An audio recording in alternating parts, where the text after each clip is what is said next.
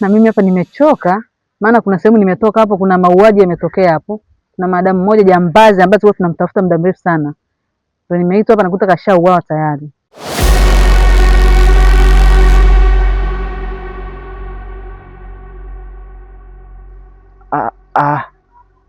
Ameuawa na wananchi au na mtu binafsi?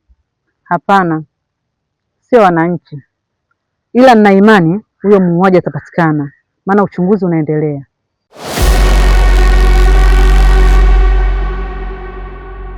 Haya basi, hamna shida kijana, siku ukijisikia utakuja karibu nyumbani, maana ushapajua.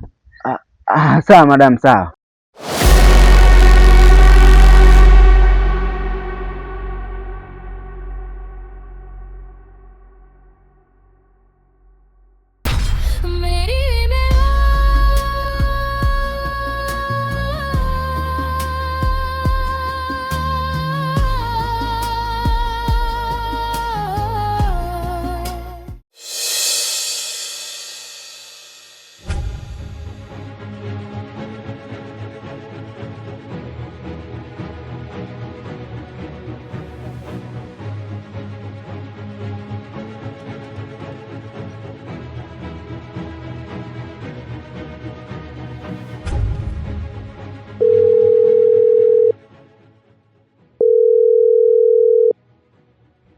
Halo mama, kuna tatizo hapa rafiki yangu.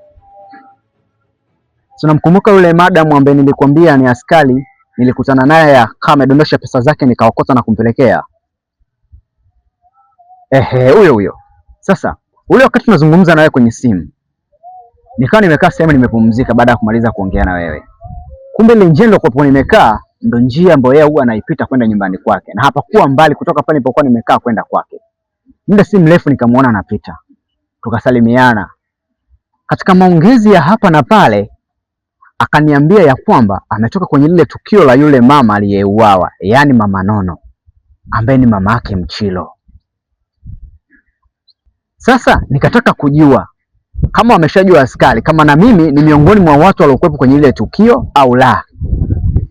Nikajaribu kumuuliza swali la kimtego kwamba vipi, huyo mama kauawa na wananchi au mtu binafsi? Akanijibu majibu ya kiaskari kwamba sio wananchi, ila uchunguzi unaendelea. Hiyo ni kumaanisha ya kwamba mama, tayari hili jambo lishafika katika mikono ya polisi, na kama unavyojua serikali na mkono mrefu. Hivyo basi muda sio mrefu inawezekana kabisa ikatambulika ya kwamba na mimi nilikuwepo eneo la tukio wakati yule mama anauawa.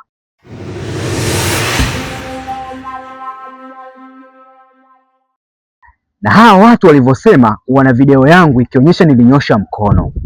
Sasa basi, kama hiyo video itawafikia polisi kabla ya mimi sijapata ushahidi, nitakuwa katika matatizo makubwa. Sielewi mama anafanya nini, na hapa nilipo nimevurugwa sana yani.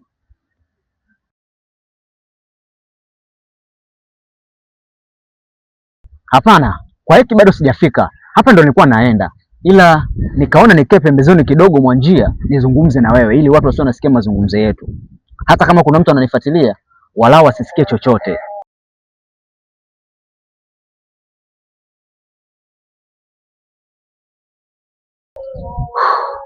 Mama, mimi mwenyewe nazidi kuvurugwa na sielewi. Yaani sielewi huyu mtu alokuja kwenye maisha yangu mpya ni nani? Na na akili kiasi gani? Na sielewi yaani katokea upande upi, kwa sababu maadui zangu kama nilivyokuambia nawafahamu, walikuwa ni hao tu. Sasa sijui huyu ni nani yani. Basi sawa. Hapa inanipaswa nitulize sana akili yangu. Nisitumie pupa wala hasira. Acha mvua inyeshe tuone panapovuja. Ngoja mimi niende kwa Eki. Ila wakati naenda kwa Eki nitaendelea kuulizia huko njiani. Sawa, uwe makini pia.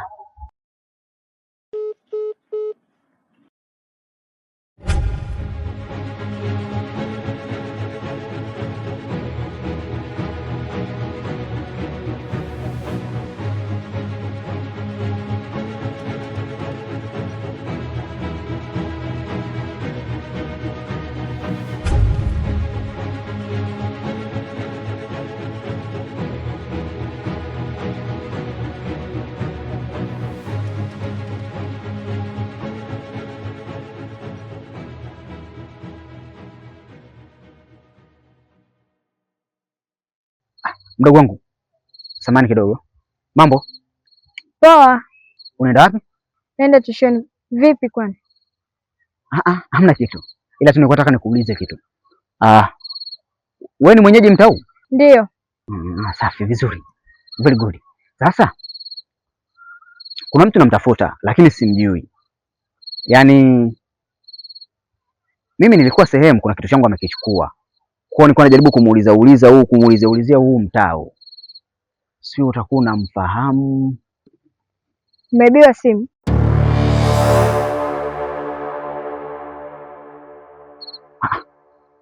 Umejuaje? Usiulize. Rudi hapo ulipotoka. Nyumba ya kwanza, nyumba ya pili, nyumba ya tatu. Ulizia jina Elia. Huyo ndo aliyekuibia simu yako.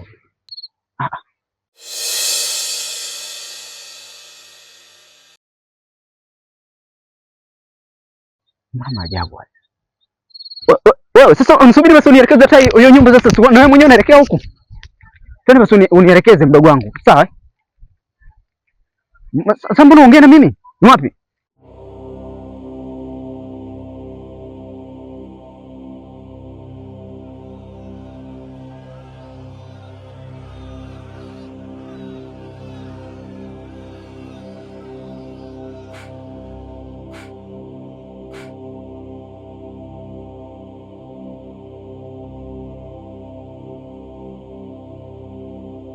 Wewe simama.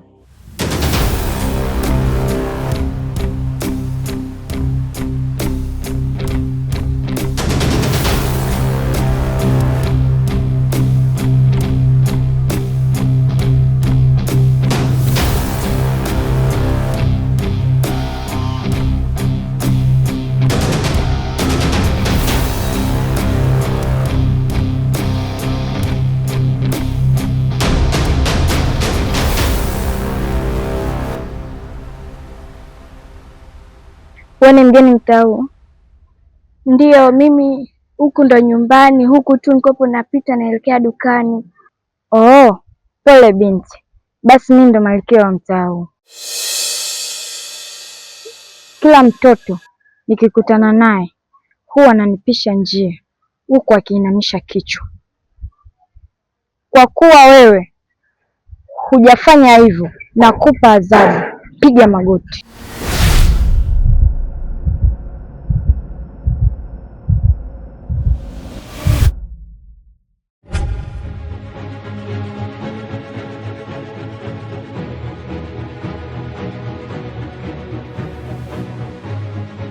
Binti, ili nikusamehe, lamba miguu yangu, vinginevyo nitakugeuza chura.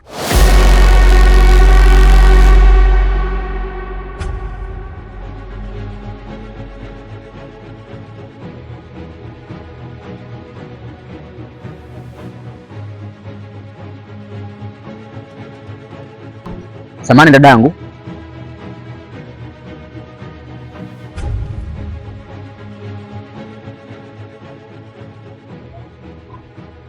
Mambo vipi? Poa, mzima wewe?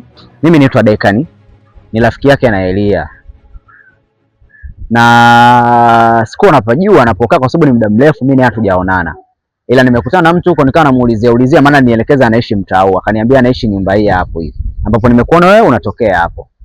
Sasa nilikuwa nataka kabla sijafika nyumbani pale nikuulize wewe. Maana nilikuwa na shida naye sana. Kuna mchongo tuliuongea tukakubaliana kwamba tutakutana mida fulani lakini hilo eneo hajatokea. Sasa kwa sababu alinitajia nyumba anayokaa, imebidi sasa nije nauliza kwa sababu na mtaa pia aliutaja. Ndo mpaka nimefika hapa kukutana na wewe. Vipi? Elia yupo? Maana nilikuwa na shida naye. Elia ameondoka muda sio mrefu, ameenda Mtwara na mamake amepata msiba.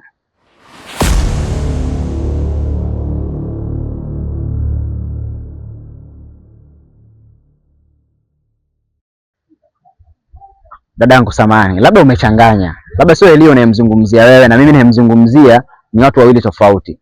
Ni kijana fulani hivi mfupi, sio mrefu sana, yani yupo kati kwa kati. Sio mweupe, ni maji ya kunde. Na nimekutana naye ilikuwa mida fulani hivi asubuhi, yani kama masaa mawili hivi yamepita. Sasa ukiniambia kwamba wameondoka, wameenda msibani ni kitu ambacho kinanivuruga kidogo. Yaani kwamba mara hii tu ameshapata na safari ya kuondoka na mamake kwenda Mtwara, au hiyo safari ilikuwepo toka muda.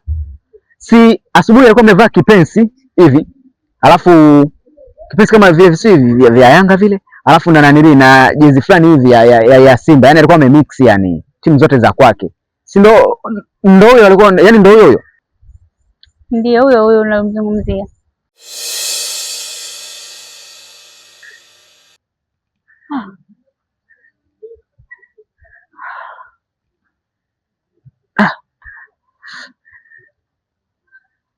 Basi sawa dadangu, asante sana. Kwa hiyo hapo nyumbani kwao ina maana hamna mtu yoyote? Basi sawa dadangu, nashukuru sana basi, maana shida yangu ilikuwa ni hiyo tu. Sawa.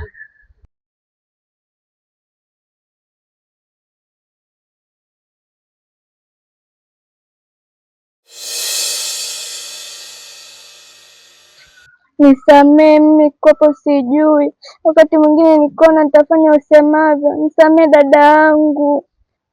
Mimi huwa simsamee mtu bila kumpa adhabu. Nimekwambia lamba miguu yangu.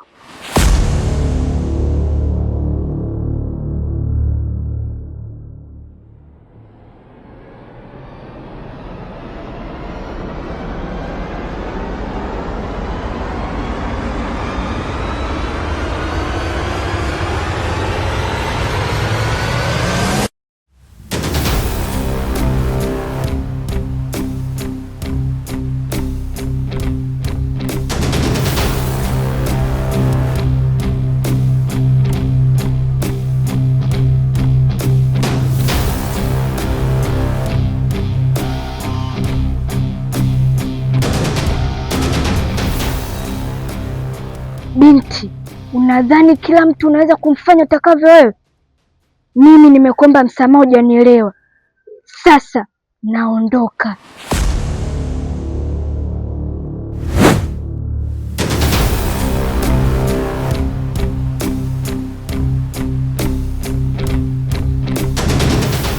Binti, una kiburi si ndio? Ngoja nikuonyeshe mimi ni nani.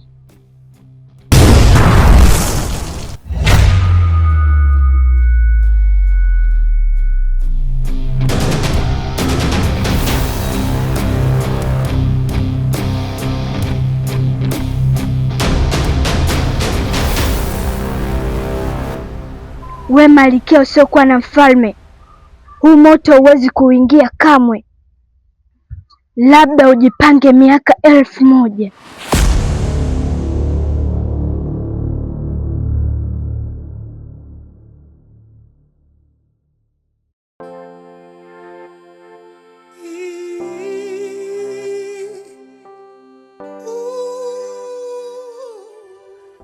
Vipi Fina, unajisikiaje sasa hivi? Kidogo afadhali, naendelea vizuri. Pole sana, lakini usinifikirie vibaya kwa nini kukimbia, kwa sababu nilikuwa nimeenda kutafuta msaada. Nimebakwa. Najua kabisa mimi sijawahi kutembea na mwanaume yoyote. Ina maana nimeanza kutembea na mwanaume kwa kubakwa. Alafu unaniambia umeenda kufuata msaada. Msaada gani ndio kufuata wewe? Maana nimeweza kutoka mwenyewe bila hata wewe kuja kunisaidia. Fina, kumbuka nilikwambia kabisa tulivyokuwa kule kwenye muziki na nilikuvuta pembeni nikakwambia usicheze kiasi hicho, kuna wauni, lakini ukutaka kunisikia. Aliyakuwa uliniitikia kuwa umenielewa. Tulivyorudi uwanjani uliendelea kucheza kama mwanzo, lakini cha muhimu na cha msingi ninachoona, msimwambie mama yenu kwa hili lilotokea, kwa sababu atataka kwenda polisi, na najua akienda polisi mimi ndo nitakuwa mshukiwa wa kwanza kukamatwa. Sasa nimekuelewa. Ikitokea mimi nimebeba ujauzito, tamwambia nini mama? Na unajua kabisa mimi mwanafunzi. Sasa Fina, unavyolaumu mimi unakuwa unanikosea. Kumbuka nilikukuta tu njiani umekaa. Sio kwamba nilikulazimisha twende kwenye shughuli, ila wewe ndo uliniomba mimi twende wote kwenye shughuli. Nakumbuka nilikwambia kabisa kile kijola ni cha rafiki yangu. Ukaniambia wewe Uswahili unauweza, tukaenda wote kwenye shughuli. Sasa sioni kama hizo lawama mimi ninafaa kuzipokea. Jamani, acheni hayo malumbano, ila cha msingi tukae tu tumuombe Mungu asipate huo ujauzito. Ila nawe Da Pinki umekosea. Wewe umemkuta tu mtu njiani kakaa zake, ukambeba ukaenda naye huko mlipoenda. Je, angebakwa mpaka akafa, ungetuambia nini sisi mpaka tukuelewe? Mimi ninachoomba mnisamehe tu wadogo zangu, na hii siri ibaki kwa watu watatu, msije mkamwambia mama yenu, na tumuombe Mungu kama ulivyosema asije akapata ujauzito. Sawa.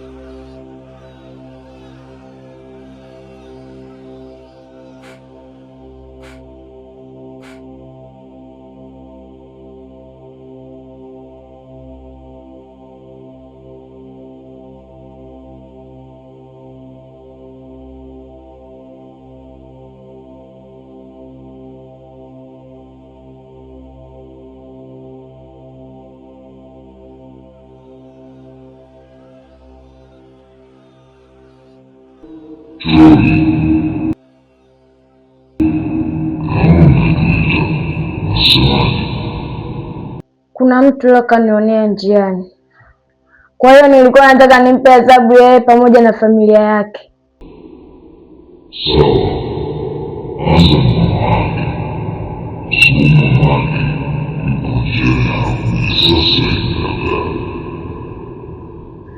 Sawa, ila pia wako nilikuwa naombe jingine.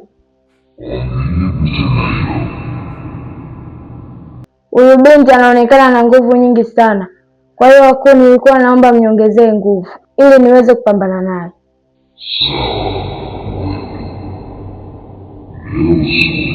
Sawa.